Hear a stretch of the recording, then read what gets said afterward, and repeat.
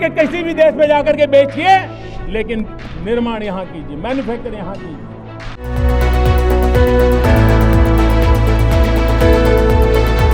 We want to make India a global manufacturing destination. ये एक ऐसा चक्र है, उस चक्र को आगे बढ़ाने की दिशा में ये महत्वपूर्ण काम आज ये लाइन का स्टेप है। Make in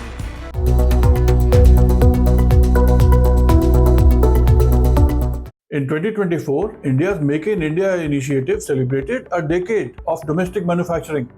INS Vikrant, India's first domestically made aircraft carrier. Amul dairy products launched in the United States. And Indian-made bicycles being exported to UK, Germany and Netherlands. These are just few of the successes of the Make in India program, which has generated over $667 billion in FDI since April 2014, representing nearly 67% of the total FDI over the last 24 years. Yet with trade deficit of $85.1 billion with China, we must ask ourselves, can Make in India truly succeed without China? Let's delve into this situation with facts and data. In the fiscal year 2023-24, bilateral trade between India and China reached $118 billion. However, India's import from China stood at close to $100 billion, while exports were slightly over $16 billion.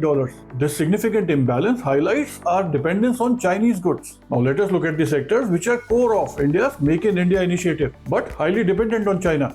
Before that, please do consider subscribing to this channel if the subjects of business, finance and economy are of interest to you.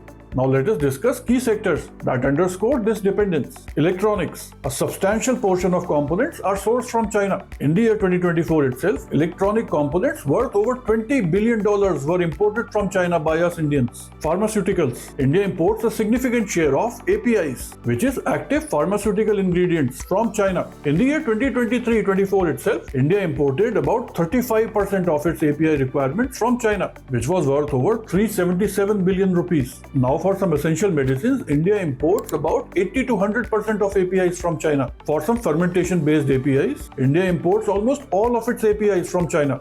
Now let us look at the renewable energy. Solar panel components are predominantly imported from China. At present, India depends on imports of nearly 80% of its solar equipments, with China supplying about 60% of these imports. This reliance is largely due to China's dominance in global solar supply chain, controlling 97% of polysilicon production and 80% of solar module manufacturing.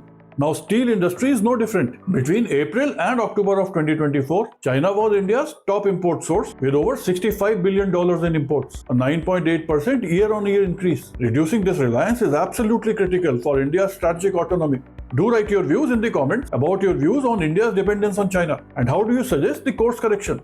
Now let us discuss some Make in India milestones. Make in India has achieved remarkable achievements in terms of investments. By August 2024, the initiative attracted over 1.46 lakh crores worth of investment, leading to 12.50 lakh crores worth of production and over 4 lakh crores in the exports. The employment generation through Make in India initiative again looks very bright, with creation of close to 1 million jobs. The startup ecosystem, which is a critical element of Make in India initiative, boasts of 1,48,000 DPIIT recognized startups, generating over 1.5 million direct jobs, and this is as of September 2024.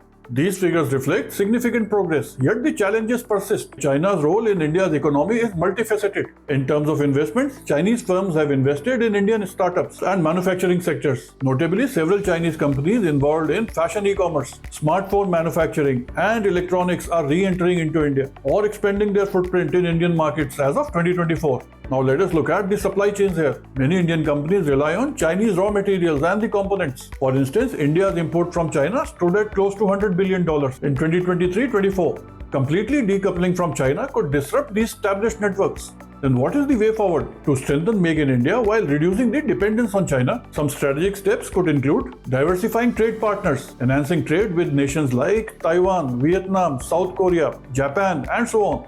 Infrastructure development, investing in robust infrastructure to support manufacturing growth. Policy reforms, implementing business-friendly policies to attract global investors. Balancing self-reliance with global integration is key to the initiative's sustained success. While Make in India has made commendable strides, China's influence on our economy remains significant. What are your thoughts? Can we achieve manufacturing excellence independently, or is collaboration the way forward? Share your views in the comments below. If you found this analysis insightful, please like, share, and subscribe for more in-depth discussions on India's economic journey. Be inspired, keep building.